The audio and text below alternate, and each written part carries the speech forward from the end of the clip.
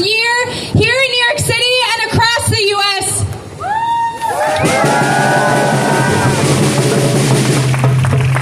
The genocidal profiteers want us to believe that this genocide is happening far away from us, across oceans, but we know that it is happening also right here in the United States, in New York City, in our streets, in the buildings around us.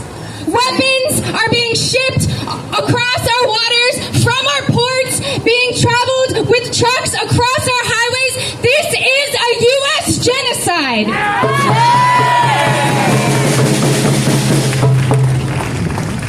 It is my pleasure to bring up the next speaker, Julie, from the Party for Socialism and Liberation. Julie has been in the streets with us every single day, so give her a round of applause. BlackRock, you can't hide. BlackRock, you can't hide. We charge you with genocide. We charge you with genocide. BlackRock, you can't hide. BlackRock, you can't hide. We charge you with genocide. We charge you with genocide. Hello, comrades and friends. It's been a year since this genocide started, and we are here in as critical a moment as ever. It's been over a year of unimaginable destruction of life and everything that makes life possible. Destruction of schools and hospitals and homes. The killing of mothers, fathers, and children. And now, with the full backing, aid, and weapons of the United States, Israel expands its tactics of terrorism to the region. Shame! Shame! We have seen that Israel has only grown more barbaric, more destructive, and more isolated. And the people of the world are clear that this can go on no longer. But while the world demands an immediate end to this genocide, the United States government acts as though it's powerless. The Biden administration now insultingly says that Palestinians will have to wait 30 days. 30 days of genocide for them to even consider stopping the flow of weapons to Israel. In that time, we know thousands more will die at the hands of the U.S.-Israeli war machine. And we are here to say Gaza cannot wait 30 days. We demand an arms embargo now.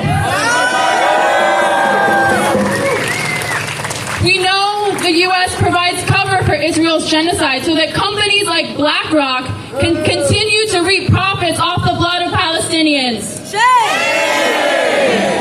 BlackRock tries to paint itself as some kind of responsible investor, and we say that is a lie. BlackRock is in fact nothing more than a tool of U.S. imperialism that finances genocide, fuels climate catastrophe, and holds entire nations hostage with debt. BlackRock CEO Larry Fink talks about being climate aware. Shame! We say, how can you be climate aware when you are partner in crime with the U.S. military, which is the largest polluting entity globally? That's right. These investments are not just business, they are crimes against the people and the planet. From the south of the United States, to Zambia, to the Amazon, to Gaza, the criminals in this building are strangling the people with their greed. Imagine what the trillions of dollars held by BlackRock could help create instead of destroy. It's painfully clear what those resources could do for our people in the South who were stranded, left for dead this hurricane season with no federal relief. Think of what the billions spent on genocide and war could do for the tens of thousands of people in New York City who will have to endure another freezing winter on the streets. The U.S. has sent nearly $28 billion to Israel since October 7th last year. That's $8 billion more than our government spends annually on FEMA disaster relief. That's $8 billion more than what it would take to end homelessness in this country. We all have a stake in ending this system of destruction. We recognize that we have more in common with the people of Palestine than with the people in this building and the criminals in the White House. That's right. A year ago, few understood the true complicity of institutions like BlackRock as tools of U.S. imperialism. Now the world knows, and we will never again ignore the blood on their hands.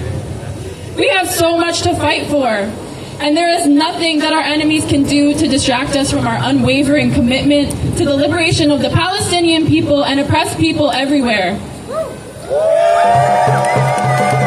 Shoulder to shoulder with our Palestinian brothers and sisters, we are fighting for the future of humanity, and we will not be going anywhere.